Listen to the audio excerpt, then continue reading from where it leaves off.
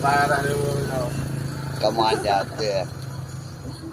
Jangan pegang yang itu berdiri. Lawa lah sikit apa ya. Dia kena ada bayar dia udah pegang. Dah pegang 2 kupang. Ini dia 1 kilo 2 Hisham. Orang yang sama.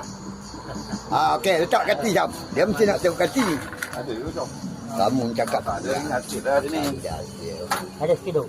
Mak tak sabar. Tak sampai. Okey, sebentar. Itu ada sekilo. Tak sabar. Okey, bukan 1 2. 900. 900. Okey, pegang Hisham. Barulah. 900 gram. Bujuk 3 ekor.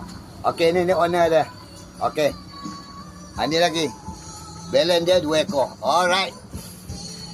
Oh, Kilo dia. 28. Okey.